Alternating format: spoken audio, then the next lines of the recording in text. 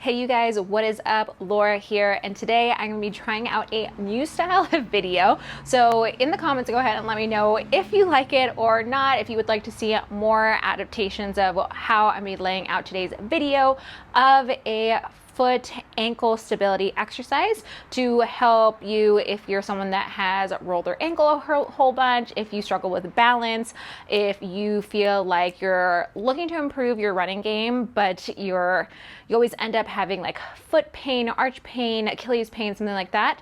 I'm going to show you a Pilates exercise for that using the equipment that's right behind me. But do not worry, if you do not have what I'm going to be using, the Pilates Wunda Chair, I am also going to be showing you 2 ways that you can do it at home. And today I'm going to be breaking down the standing single leg pumping on the Wunda Chair.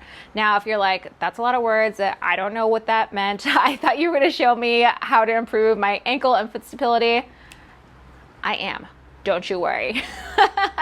So the idea behind this video is if you are someone that has access to Pilates equipment, like what I have behind me, you can start to incorporate a little bit more exercises that will translate into your running game, hiking game, things like that.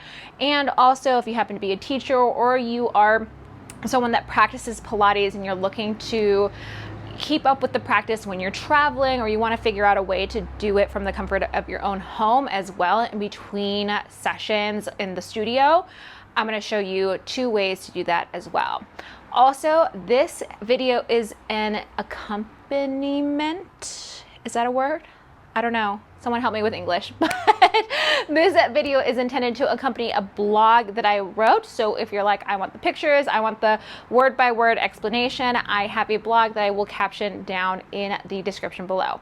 What you will need for your at-home variation of these exercises are a small ball, like a ball that you use for myofascial release. I use a yoga tune-up ball. You can also use a tennis ball. I wouldn't really recommend anything that is harder than that because you want it to have some pliability to it for one of the variations of the at-home exercise that we're going to be doing. And then also you will want a looped resistance band.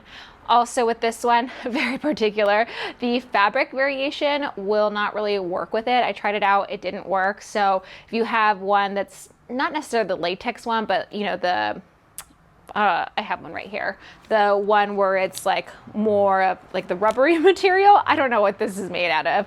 That's what you're gonna wanna use. All right, so I'm gonna show you how to do this single leg standing pumping on the Wunda Chair, and then we will go right into breaking it down so that you can utilize your home equipment, your home props to start working on your foot stability, ankle stability, and balance today. Over here we have a low chair or the Wunda Chair, and I'm gonna be doing a single leg exercise. It's gonna be facing the chair. I'll be profiled to you and I'll talk it through as I'm moving through the exercise.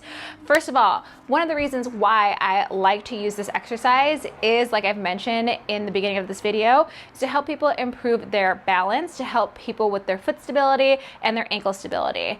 This exercise gives me so much information on how someone is going to be using their feet, moving their legs while they're running as well. And so you think if you have a hard time in this single leg balance, as you start to incorporate now a forceful trajectory, you just think that everything that's happening here in this steady, sturdy position is just getting amplified while you're out on the trails, while you're out on the road, and now you've got uneven surfaces going around. So this is really going to help you to prevent injuries, and in addition to helping you strengthen your feet and strengthen your ankles, it's going to keep you from rolling your ankles on the trail, as well as some of those extra injuries that I mentioned in the beginning.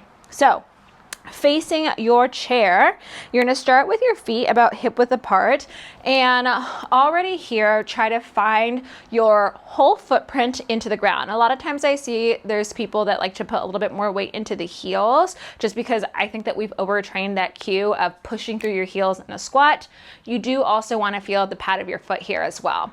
So we're facing forward. I like to have the hands base behind the back of the head, and that also helps me to incorporate a little bit more of my upper back postural muscles, which you also are going to use as you run, especially if you're a long distance runner. I don't know if you've ever seen the end of a race of something like a half marathon or a marathon. You see people that are slouching to one side or maybe doubled over. This is going to really help to strengthen those back muscles to help you keep you tall and elongated on your runs. So hands behind your head, shoulders down your back, elbows open wide. I want you to take one of your feet on top of the chair. And as you're here, equal pressure, big toe, pinky toe on that pedal foot. And you have your whole footprint into the ground. So I'm really emphasizing my standing leg.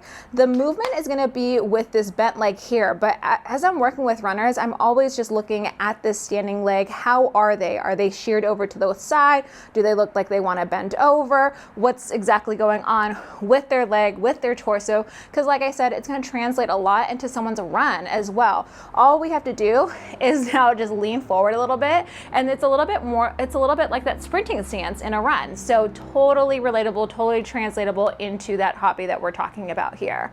Now, as we're pushing this pedal up and down, I'm also paying attention. What does this foot want to do? What does this leg want to do? What does this hip want to do?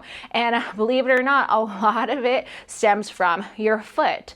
A lot of people with weak feet or weak ankles, they're going to want to turn their foot to one side. The most common way that I see for people is to want to lift their big toe off of the floor as they pump here.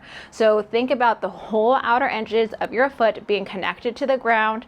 We work our standing leg as this moving leg is kind of just like a distraction for the person, for the body.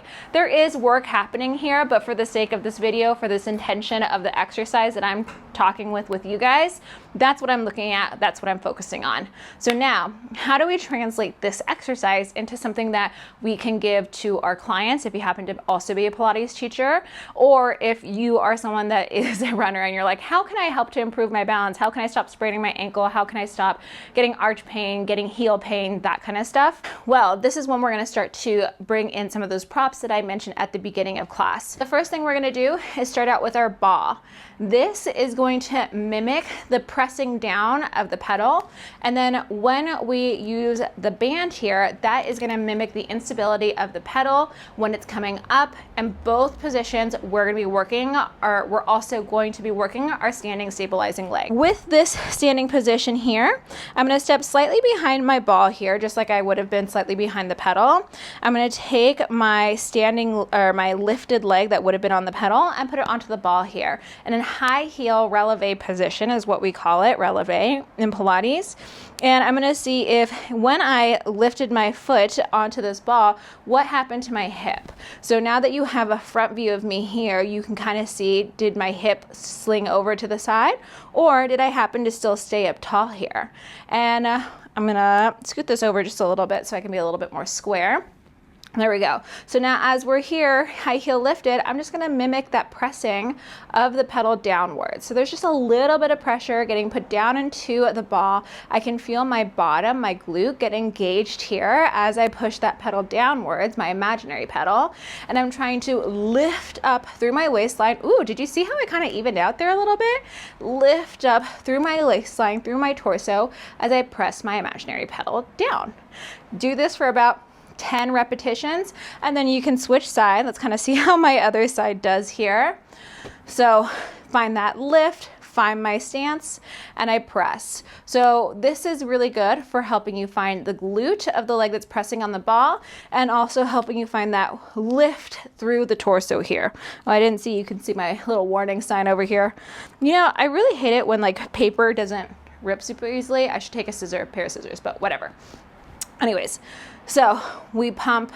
I want to make sure that my knees are facing forward, hips are facing forward, and I've got that alignment of my torso here. So now let's go ahead and take a look at it with the band. This is definitely going to be an up level to the ball position. You can see that when you have the ball, it's still considered what we call a closed chain exercise. So we're still connected with our feet to a stable surface.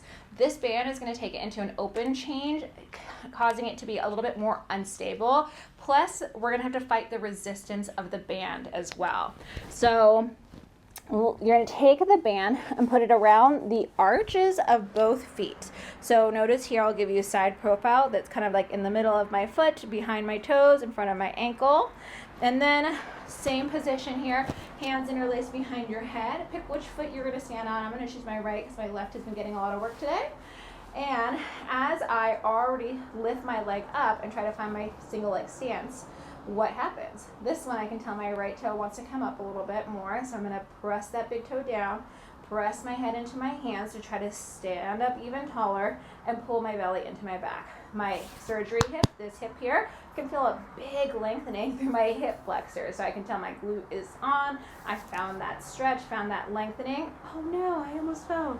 Found that lengthening here. And then I want to lift it upwards, resist it downwards. Lift it upwards. I try to stretch the band. Oh no, I almost fell. And then down. So as I lift the band, can I try to push my head up to the ceiling even more? So I noticed just in the reflection of this video that my hips got a little bit more stacked. Before, when I wasn't really paying attention to my hands, to my head and my torso area here, you can see that my hip is a little bit more to the side here. As I find my length, boom, look at that, a little bit more stacked. Pull up, resist down. We're going to strengthen the lower abdominals for the leg that's pulling upwards, strengthening the glute of the leg that is standing. And we're also doing a lot of core work here to help us stay sturdy, to help us stay balanced, and to help us keep our hips in alignment here. So like I was mentioning a little bit earlier, it's going to be super helpful, not just for that ankle and foot stability, but also help keep you from ending your races like this or keeled over. That sling connection, that diagonal connection, is going to be really helpful from keeping you from working your back while you run, and it's going to help you find more glutes, more core work, and thereby helping you get more power in your runs. More power is going to translate into faster runs. And I mean, I like to try to be faster in my runs, and wouldn't it be cool if we could be faster while making it a little bit easier on ourselves, a little bit more effortless, and less pain in our bodies? I think it would be cool. Anyways, I know this was a little bit different of a style of video. Let me know if you liked it, if you like kind of nerding out on the breakdown of this Pilates exercise, and if you have Pilates equipment in your own house that you want to dive deeper into, go ahead and let me know what exercise, what Pilates equipment you would like to see in another video like this, if you would even like to see another video like this. If you're not already subscribed to my channel, go ahead and hit that subscribe button and ring the bell. I do typically post a little bit more workout style type of videos, but like I said, hey, who knows? If you like this type of content, then maybe you'll see a little bit more of it. Have a good one, you guys.